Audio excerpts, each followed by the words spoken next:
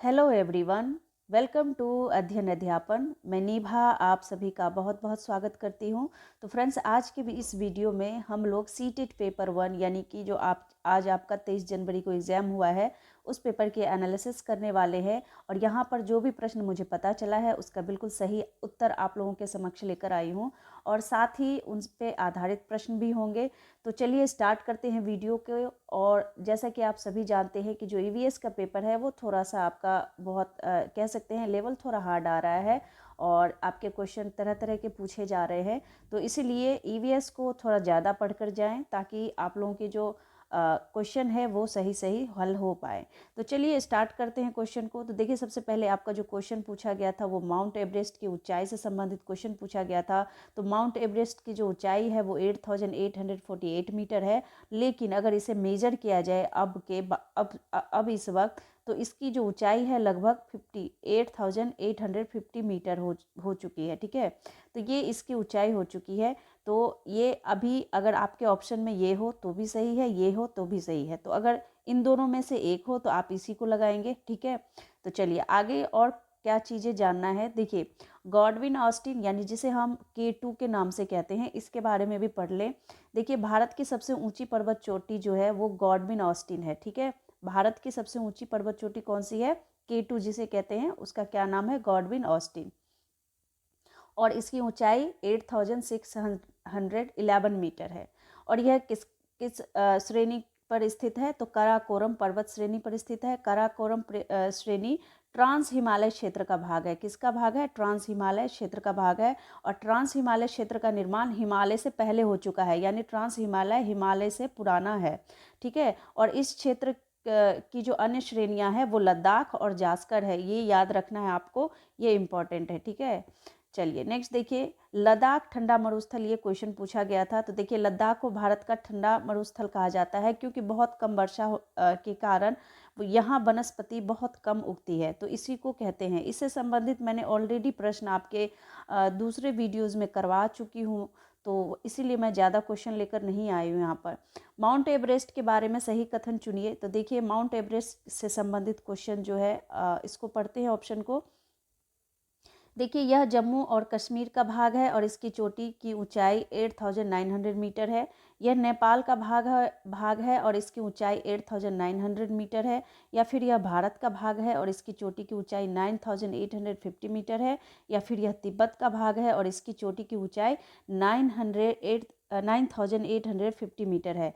देखिए, ये जम्मू कश्मीर का भाग नहीं है, ना ही ये भारत का भाग है, ना ही ये तिब्बत का भाग है। ये जो है ये आपके सी ऑप्शन भी गलत है, बी ऑप्शन सही होगा कि यह नेपाल का भाग है और इसकी ऊंचाई 8900 मीटर है। ठीक है, चलिए नेक्स्ट देखिए, हमारे देश में निम्नलिखित स्थानों में से कौन सा ठंडा रेगिस्तान है? तो ये क्वेश्चन पूछा गया था। तो जैसलमेर, लद्दाख, मेघालय, दार्जिलिंग। तो लद्दाख को हम लोग ठंडा रेगिस्तान कहते हैं, भारत का ठंडा रेगिस्तान। तो इसलिए ये क्वेश्चन मैं ऑलरेडी कई बार करवा चुकी हूँ। चलिए नेक्स्ट देखिए, केरल के निकटवर्ती राज्य यहाँ पर कौन कौन से हो जाएंगे? तमिलनाडु और आंध्र प्रदेश, कर्नाटक और महाराष्ट्र, आंध्र प्रदेश और कर्नाटक और तमिलनाडु। तो देखिए, यहाँ पर जो केरल के निकटवर्ती राज्य है वो है कर्नाटक और तमिलनाडु। तो डी ऑप्शन यहाँ पर सही हो जाएगा। नेक्स्ट क्वेश्चन देखिए, आपके दिशाओं से संबंधित क्वेश्चन पूछे गए थे। तो मैं आप लोगों से बिल्कुल ये इस तरह के क्वेश्चन मैं ऑलरेडी करवा चुकी हूँ। देखिए, मैप और डायरेक्शन से संबंधित आप उस वीडियो को देखिए, उससे संबंधित आपके एक भी प्रश्न छूटने वाले नहीं हैं। इसके बाद आप लोग देखेंगे, अगर उस मैप को देख लेते हैं और उससे संबंधित क्वेश्चन कर लेते हैं तो एक भी वीडियो नहीं आपका छूटने वाला है। डिस्क्रिप्शन में मैं उसका लिंक दे दूंगी, तो आप लोग उसे ज़रूर देखें। देखिए, क्वेश्चन दिया है कि नई दिल्ली में रहने वाला कोई व्यक्ति पहले भोपाल यानी मध्य प्रदेश और फिर रांची यानी झारखंड का भ्रमण करना चाहता है, तो उसकी यात्रा की दिशा होगी पहले कौन सी दिशा होगी? पूर्व दिशा में और फिर दक्षिण दिशा में, पश्चिम दिशा में और फिर दक्षिण दिशा में, दक्षिण दिशा में और फिर पूर्व दिशा में, फिर दिया है दक्षिण दिशा में और फिर पश्चिम दिशा में। तो इस हिसाब से बताइए जो इसका डायरेक्शन है वो कौन सा होगा। तो अगर इसके आंसर की बात करें, देखिए, कोई व्यक्ति है तो यहाँ पर है आपका मध्य प्रदेश। ठीक है, और नई दिल्ली से कोई व्यक्ति मध्य प्रदेश और फिर रांची झारखंड का भ्रमण करना चाहता है तो पहले वो कैसे जाएगा, पहले नीचे की तरफ यानी मध्य प्रदेश की तरफ आएगा और उसके बाद पहले दक्षिण दिशा में आएगा और फिर पूर्व दिशा यानी झारखंड की यात्रा करेगा तो दक्षिण दिशा में जाएगा। तो आप मैप और दिशा वाले वीडियो को ज़रूर देखें, ये क्वेश्चन सारे ही मैंने उसमें करवा रखे हैं और क्वेश्चन पूछा भी जा रहा है वहीं से। चलिए नेक्स्ट देखिए, जो आज का क्वेश्चन पूछा गया है, मध्य प्रदेश की राजधानी के सापेक्ष राजस्थान और उत्तराखंड कौन सी दिशा में स्थित है, ये क्वेश्चन आपका पूछा गया था। तो देखिए राजस्थान उत्तर पश्चिम में पड़ेगा, क्योंकि मैप में मैं होगा तो एक बार दिखा देती हूँ, उत्तराखंड उत्तर पूर्व में होगा। तो चलिए एक बार देख लेते हैं मैप को। ये मैप के सामने आप मैप देख सकते हैं कि ये आपका पूछा था कि मध्य प्रदेश से उत्तराखंड और राजस्थान की दिशा क्या होगी। ये आपका मध्य प्रदेश है और ये रहा राजस्थान, तो राजस्थान उत्तर में भी पड़ता है, ठीक है। और ये आपका उसके बाद आपसे पूछा, इसके बाद आपसे पूछा उत्तराखंड, तो उत्तराखंड ये रहा, ठीक है। तो यहाँ से अगर इसकी, ये रहा आपका भोपाल और ये रहा आपका राजस्थान, तो इस तरह से जो दिशा होगी वो क्या होगी, ये उत्तर पश्चिम हो जाएगा और ये आपका उत्तर में आ जाएगा उत्तराखंड, ठीक है, साथ में पूर्व में पड़ेगा। तो इस तरफ से ये, इस तरह से आप लोग मैप में देखेंगे तो आपको सही आंसर पता चल जाएगा। तो अब बढ़ते हैं नेक्स्ट क्वेश्चन की तरफ। तो इस तरह से जो राजस्थान है उत्तर पश्चिम और ये उत्तर पूर्व में पड़ेगा। चलिए नेक्स्ट क्वेश्चन देखिए, क्वेश्चन है दिल्ली से जयपुर और देहरादून किस दिशा में स्थित है। तो ये आपका दक्षिण पूर्व में स्थित है, ये आप मैप में आसानी से देख पाएंगे। उसके बाद देखिए अरब सागर के निकटवर्ती राज्य, इससे पहले भी पूछा गया था और आज भी पूछा गया है। तो ये राज्य हैं, इसको याद कर लें, गुजरात, महाराष्ट्र, गोवा, कर्नाटक, केरल, तमिलनाडु, इसको अच्छे से याद कर लें। अगर इसी प्रकार से पूछा जाए, बंगाल की खाड़ी से संबंधित पूछ दिया जाए तो पश्चिम बंगाल, उड़ीसा, आंध्र प्रदेश और तमिलनाडु, ये आप याद रखिए। इससे पहले की वीडियो में भी मैंने ये सारी चीज़ें करवा रखा है। देखिए नाग गुम्फन, कल ही मैंने चित्रकला से संबंधित वीडियो डाला है, आप लोगों ने अगर उसे नहीं देखा तो जा करके जरूर देखिए। देखिए वहीं से आज के पेपर में क्वेश्चन पूछ दिया नाग गुम्फन, और कल ही मैंने नाग गुम्फन पढ़ाया था, ठीक है। तो उस वीडियो को जरूर देखिए, मैं डिस्क्रिप्शन में उसका लिंक दे दूंगी। देखिए यहाँ पर जो नाग गुम्फन है ना, वो सांपों की आकृतियाँ होती है, आप उस वीडियो को देखिए, आपको अच्छे से डिजाइन भी पता चल जाएगा, ठीक है। और बाकी चित्र कला के बारे में भी पता चल जाएगा, जहाँ से लगातार क्वेश्चन पूछा जा रहा है। इसके बाद देखिए ये जो कौन कौन से राज्य में बनाया जाता है, तो सौराष्ट्र में, गुजरात में और दक्षिण भारत में रंगोली के रूप में बनाया जाता है। एम्ब्रॉयडरी और दीवारों को सजाने के लिए भी प्रयुक्त की जाती है, ठीक है। तो ये आपका यहाँ से पूछा गया था। उसके बाद अगर एक क्वेश्चन और की बात करें तो यहाँ पर पृथ्वी तल पर उस काल्पनिक रेखा को क्या कहते हैं जो 180 डिग्री मेरिडियम याम्योत्तर पर खींची हुई है। तो पहला ऑप्शन है अंतर्राष्ट्रीय तिथि रेखा, फिर कर्क रेखा, फिर विषुवत रेखा, फिर प्रधान याम्योत्तर रेखा। तो देखिए यहाँ पर आंसर होगा आपका पहला ऑप्शन, अंतर्राष्ट्रीय तिथि रेखा। नेक्स्ट देखिए, नेक्स्ट पूछा है कांसा यानी ब्रॉन्ज के बारे में निम्नलिखित तत्वों का अध्ययन कीजिए। यह एल्युमिनियम, आयरन और कॉपर जैसा ही एक तत्व है। इसे भट्टी में कॉपर और टीन को पिघलाकर बनाया जाता है। आदिवासी लोग ब्रॉन्ज का उपयोग हजारों वर्षों से कर रहे हैं। ब्रॉन्ज की बनी वस्तुएं एल्युमिनियम की बनी वस्तुओं की हल्की परंतु कहीं अधिक मजबूत, टिकाऊ होती है उसकी तुलना में। तो इनमें से कौन सा कथन सही है? केवल 1 और 4, केवल 2 और 3, और फिर है 1 2 3, फिर डी दिया है 2 3 4। तो देखिए यहाँ पर जो ऑप्शन है आपका केवल 2 और 3 ही सही है, 2 और 3। इसे भट्टी में कॉपर और टीन को पिघलाकर बनाया जाता है और आदिवासी लोग ब्रॉन्ज का उपयोग हजारों वर्षों से कर रहे हैं, ठीक है। चलिए नेक्स्ट क्वेश्चन देखिए।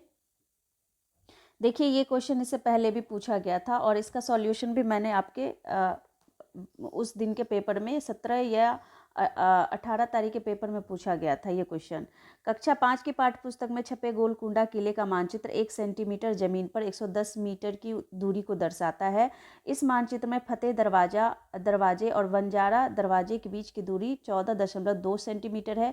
तो जमीन पर इन दोनों दरवाजों के बीच कम से कम दूरी होगी। देखिए इसको कुछ नहीं करना है, अगर आपको कुछ भी नहीं आता है ना, फिर भी 110 सेंटीमीटर और इसको मल्टीप्लाई कर देंगे 14.2 से, ठीक है। इसको अगर आप इससे मल्टीप्लाई कर देंगे तो ये कितना हो जाएगा? ये हो जाएगा आपका 1562, ठीक है। अगर आप 110 को मल्टीप्लाई कर देते हैं 14.2, ये रहा 14.2, ये 110 मीटर, तो ये हो जाएगा आपका 1562 मीटर में है, यहाँ पर मीटर में दिया हुआ है।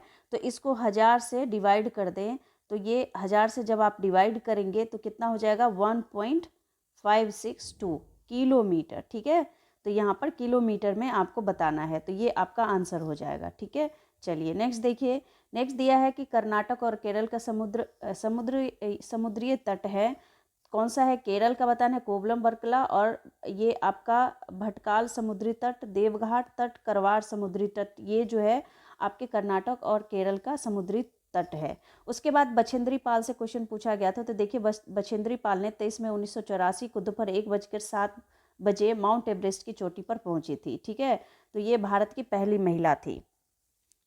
इसके बाद नेक्स्ट करें तो नेक्स्ट आपके मैथ के क्वेश्चन आ जाते हैं। तो मैथ के क्वेश्चन में देखिए, आकृतियों के निम्नलिखित पहलुओं में से किसका प्राथमिक स्तर कोई संबंध नहीं है? तो चौपर से, प्रतिरूप से, कोण से या सममिति से? तो देखिए इसका आंसर ए आएगा, यानी कि चौपर से। नेक्स्ट क्वेश्चन देखिए, नेक्स्ट क्वेश्चन आपका देखिए इस तरह के क्वेश्चन को कैसे सॉल्व करते हैं। दिया गया है एक रेलगाड़ी हैदराबाद से शुक्रवार को समय 13:15 पर चली, यानी दोपहर के 13:15 यानी 1:15 पर चली, और शनिवार को बेंगलुरु समय 7:30 बजे पहुंची, यानी कि शनिवार को सुबह 7 बजे पहुंची। तो यात्रा में कितना समय लगा? देखिए दोपहर का 1:15 और रात का 1:15, टोटल कितने घंटे? 12 घंटे। ठीक है, अब रात के 1:15 से सुबह के 7:15 तक ले लीजिए, 7:30 का टाइम दिया है, 7:15 का ले लीजिए, तो ये हो गया 6 घंटे, टोटल हो गए 18 घंटे। अब ये 7:15 और ये यहाँ पर 7:30 है, तो इस हिसाब से इसमें प्लस 15 मिनट और जोड़ दीजिए, तो यहाँ पर 7:30 तक कितना हो जाएगा? 7:30 तक 15 मिनट, तो 18 घंटे 15 मिनट यहाँ पर आपका आंसर आएगा। तो ये बी ऑप्शन सही हो जाएगा। नेक्स्ट देखिए, नेक्स्ट क्वेश्चन देखिए, राष्ट्र पाठ्यचर्या की रूपरेखा 2005 के अनुसार प्राथमिक स्तर पर गणित शिक्षा का उद्देश्य निम्नलिखित में से कौन सा नहीं है? नहीं पूछा है। तर्कसंगत विचारों को प्रोत्साहित करना, ये तो है, इन्होंने नहीं पूछा है। गणित में उच्चतर और अमूर्त पढ़ाई की तैयारी करना, गणित को बच्चे की जिंदगी के अनुभवों का भाग बनाना, ये तो है। उसके बाद है समस्या समाधान और समस्या प्रस्तुत करने के कौशल को प्रोत्साहित करना। देखिए इन्होंने नहीं पूछा, यानी नेगेटिव आंसर बताना है, तो ये आपका बी ऑप्शन सही होगा कि गणित में उच्चतर और अमूर्त पढ़ाई की तैयारी करना। देखिए ये नेगेटिव कीवर्ड है, यहाँ पर नहीं पूछा है, इसलिए हम ये आंसर बताएंगे। चलिए नेक्स्ट देखिए, नेक्स्ट दिया है कि 29,503 में 5 के स्थानीय मान तथा 32,071 में 7 के अंकित मान में अंतर है। तो ये देखिए यहाँ पर 5 के स्थानीय मान और 7 अंकित मान, यानी 29503 में 5 का स्थानीय मान यानी प्लेस वैल्यू कितना है? तो 500 हो गया। ठीक है, ये 5 के बाद कितने डिजिट है? 1 2 3, और 5 कितने डिजिट पर है? 1 10 100 पर है। और इसके बाद इसमें कह रहा है कि 32071, एक में 7 का अंकित मान, तो 7 का अंकित मान 7 ही होगा। इसको जब हम माइनस करेंगे तो कितना आएगा? ये होगा 3, ये हो गया 4, और ये 9 हो गया, ये 4 हो गया। इस हिसाब से आपका ऑप्शन सी हो जाएगा। ठीक है, ये आंसर आपका सी ऑप्शन बिल्कुल सही होगा। नेक्स्ट देखिए, नेक्स्ट दिया गया है कि 2 और 2/3 समकोणों में डिग्रियों की संख्या कितनी है? यानी 2 सही 2/3 में समकोण की संख्या, यानी 90 डिग्री। राइट एंगल कितने डिग्री का होता है? 90 डिग्री। इन दोनों को मल्टीप्लाई करेंगे तो 6, और इसमें +2 कर देंगे तो कितना हो जाएगा? 8 और गुना 90। ठीक है, ये 8/3 गुना 90, यहाँ पर 3 से 3 को 90 को काटेंगे 30 बार में, तो यहाँ पर 8 और 30 को मल्टीप्लाई करेंगे तो 240 डिग्री आएगा। ये क्वेश्चन मैंने कितनी बार करवाया है, और ये क्वेश्चन आपका पूछा भी जा रहा है बार बार। चलिए नेक्स्ट देखिए, विकृत लिखावट से संबंधित लिखने की योग्यता में कमी किसका एक लक्षण है? डिस्ग्राफिया का, डिस्प्रैक्सिया का, डिस्कैल्कुलिया का, डिसलेक्सिया का। देखिए डिसलेक्सिया पठन संबंधित विकार है, डिस्कैल्कुलिया आपका मैथ से संबंधित विकार है, तो यहाँ पर लिखने से संबंधित है तो डिस्ग्राफिया, ए ऑप्शन सही होगा। नेक्स्ट है, पियाजे के सिद्धांत के अनुसार निम्नलिखित में से कौन सा व्यक्ति के संज्ञानात्मक विकास को प्रभावित नहीं करेगा? भाषा, सामाजिक अनुभव, परिपक्वन, और फिर है क्रियाकलाप। तो यहाँ पर कौन सा आंसर सही होगा? यहाँ पर कौन सा आंसर होगा? भाषा, सामाजिक अनुभव, परिपक्वन। तो कौन सा होगा? ये बी ऑप्शन यहाँ पर बिल्कुल सही हो जाएगा। नेक्स्ट देखें, नेक्स्ट क्वेश्चन 3 में दिया है, निम्न में से कौन सा समाजीकरण की निष्क्रिय एजेंसी है? स्वास्थ्य क्लब, परिवार, इको क्लब या सार्वजनिक पुस्तकालय। तो यहाँ पर निष्क्रिय बताया है, तो सार्वजनिक पुस्तकालय सही आंसर होगा। नेक्स्ट क्वेश्चन देखिए, क्वेश्चन दिया गया है कि वाइगोत्स्की के सिद्धांत में कि विकास के निम्नलिखित में से कौन से पहलू की उपेक्षा होती है? सामाजिक की, सांस्कृतिक की, जैविक की या भाषाई की। तो वाइगोत्स्की के सिद्धांत में जो विकास के पहलू हैं जैविक, उसकी उपेक्षा की जाती है। नेक्स्ट देखिए, क्वेश्चन नंबर 5 दिया गया है कि निम्नलिखित में से कौन सा विकास का सिद्धांत है? सभी की विकास दर समान नहीं होती, विकास हमेशा रेखीय होता है, यह निरंतर चलने वाली प्रक्रिया नहीं है, विकास की सभी प्रक्रियाएं अंतः संबंधित नहीं है। देखिए यहाँ पर जो आंसर होगा आपका होगा ए, कि सभी में विकास दर समान नहीं होती क्योंकि सभी व्यक्तियों में व्यक्तिगत भिन्नता होती है। तो ए ऑप्शन आपका यहाँ पर बिल्कुल सही होगा। ठीक है, ए ऑप्शन सही होगा। चलिए, आपके ग्रोथ एंड डेवलपमेंट से लगातार क्वेश्चन पूछे जा रहे हैं, तो इनको जरूर पढ़कर जाएं अपने एग्जाम में।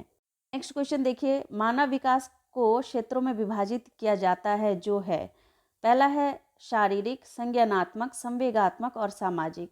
संवेगात्मक, संज्ञानात्मक, आध्यात्मिक और सामाजिक मनोवैज्ञानिक। फिर है मनोवैज्ञानिक, संज्ञानात्मक, संवेगात्मक और शारीरिक। फिर डी ऑप्शन है शारीरिक, आध्यात्मिक, संज्ञानात्मक और सामाजिक। यानी मानव का जो विकास होता है, विकास को क्षेत्रों में जो विभाजित किया है उसका सही सीक्वेंस आपको बताना है। तो देखिए, शारीरिक नहीं हो, यहाँ पर विकास तो पहला सही है, लेकिन आध्यात्मिक नहीं होता, इसलिए ये गलत हो जाएगा। उसके बाद इन्होंने दे दिया मनोवैज्ञानिक, तो मनोवैज्ञानिक नहीं होगा यहाँ पर। उसके बाद यहाँ पर भी आपका आध्यात्मिक देखने को मिल रहा है, तो ये भी ऑप्शन गलत होगा। तो देखिए, शारीरिक होता है, फिर संज्ञानात्मक होता है, फिर संवेगात्मक होता है, उसके बाद सामाजिक होता है। ठीक है, तो ए ऑप्शन सही हो जाएगा। नेक्स्ट देखिए, चॉम्स्की के अनुसार भाषा अर्जित करने की एक अंतर्जात क्षमता जो मानव को जैविक शांति के फलस्वरूप प्राप्त हमारी अद्वितीय क्षमता है को कहते हैं। क्या कहते हैं? भाषा अनुकूलन, श्रेणी इच्छा, भाषा अर्जन साधन, भाषा स्वीकार या भाषा अर्जन क्षेत्र। बिल्कुल, लैंग्वेज एक्विजिशन डिवाइस कहते हैं, भाषा अर्जन साधन कहते हैं। नेक्स्ट देखिए, नेक्स्ट दिया गया है कि व्यक्तित्व का सामाजिक अधिगम सिद्धांत किसने दिया था? तो आपका बंडूरा और आपका स्टीफन क्रेसन से क्वेश्चन पूछा गया है, तो इसको, इन दोनों की थ्योरी जरूर पढ़ लें। पियाजे, वाइगोत्स्की, कोलवर के अलावा चॉम्स्की को भी पढ़ें, और बंडूरा और आपका स्टीफन क्रेसन का जरूर पढ़ कर जाए। फिर है बंडूरा, वॉल्टर, डॉलर्ड और मील, और फिर है कार्ल रोजर्स, फिर है यूग। तो बिल्कुल बंडूरा और वॉल्टर यहाँ पर सही ऑप्शन होगा। उसके बाद गार्डनर, यानी आपके हावर्ड गार्डनर से लगातार क्वेश्चन पूछे जा रहे हैं, तो इनको भी अच्छे से तैयार करके जाए। गार्डनर के बहुविध सिद्धांत के अनुसार वह कारक जो व्यक्ति के आत्मबोध हेतु सर्वाधिक योगदान देगा वह हो सकता है। तो आप इनके बुद्धि के जो प्रकार हैं, 8 प्रकार, उनको जरूर पढ़ कर जाए। अंतः व्यक्ति, उसके बाद है संगीतमय, उसके बाद है आध्यात्मिक, फिर है भाषा विषयक। तो देखिए, ये है आपका डी ऑप्शन, भाषा विषयक सही ऑप्शन होगा। तो फ्रेंड्स, ये कुछ आपके इंपॉर्टेंट क्वेश्चन जो आज के एग्जाम में पूछे गए थे, और मैंने उसी पर आधारित क्वेश्चन और कुछ एग्जाम के क्वेश्चन लेकर आई थी। तो उम्मीद करती हूँ आप लोगों को समझ आ गया होगा। तो मिलती हूँ नेक्स्ट वीडियो में, तब तक के लिए thank you and thanks for watching.